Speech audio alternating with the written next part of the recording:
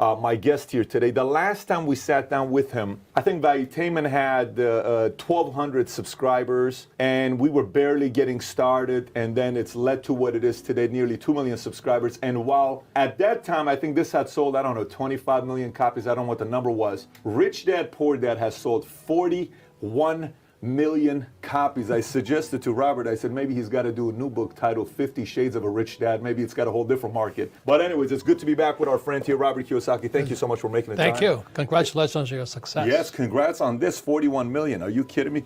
How does it feel knowing you have inspired so many people around the world to, with a simple concept, a diagram that so many use, the EBSI, from an employee to self-employed to business owner to investor? How does it feel, and you've impacted so many people to make that shift? It's quite humbling, because I almost didn't finish school because I kept flunking out of school because I can't write. So to be an international writer is a miracle.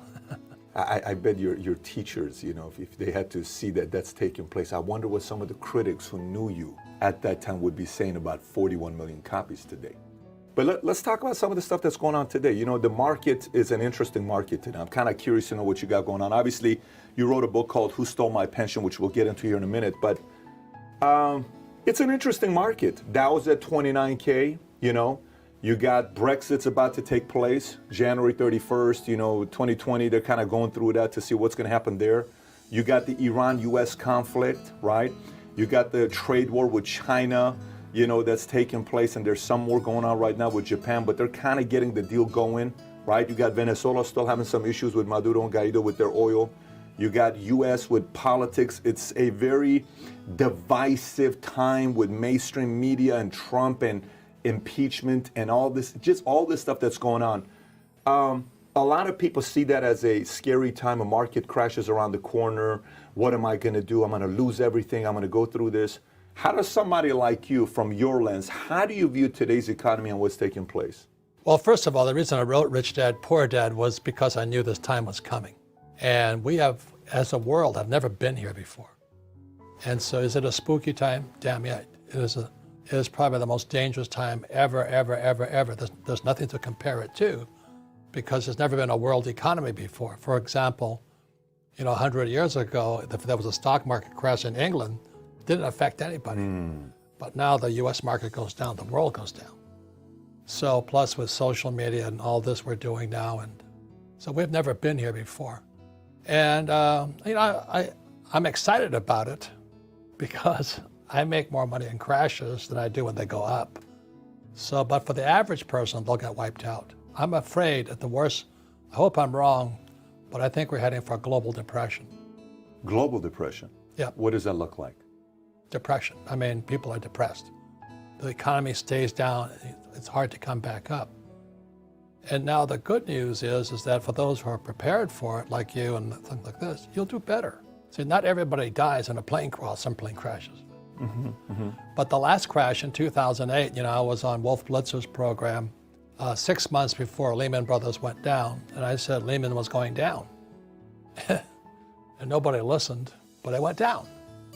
And so I've been expecting this market to go down for quite a while. And I'm concerned about my fellow human beings. But as you know, most Americans are clueless. They don't know what's going on. But if you travel the world, I just got back from Africa and China and Japan and New Zealand. People are scared. Australia, which hasn't had a recession in 30 years, is in recession. But Americans are fat, dumb, and happy, having a good time, which is good.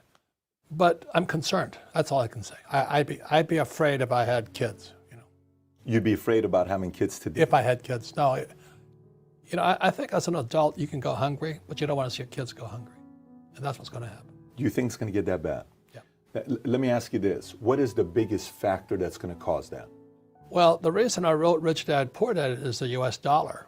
That's my book over there, Fake, which came out last year. Fake money, fake teachers, fake assets. And the U.S. dollar is fake. Never in the history of the world has any fake money ever survived. And we're doing the same thing. We just keep printing this money. And when I wrote Rich Dad, Poor Dad almost 25 years ago, people said I didn't know what I was talking about. I said savers would be losers. Now, today there's quantitative easing, which is counterfeiting money, and then you have zero interest rates, and people are still saving money. Are you nuts?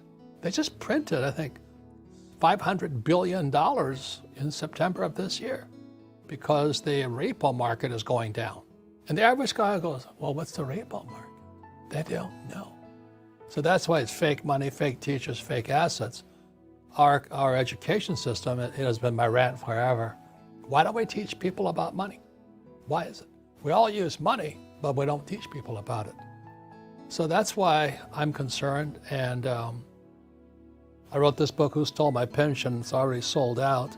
But I wrote Who Stole My Pension because was the reason I wrote Rich Dad, Poor Dad. The two authors here, me and myself, Edward Siddell, we both had dads who lost everything.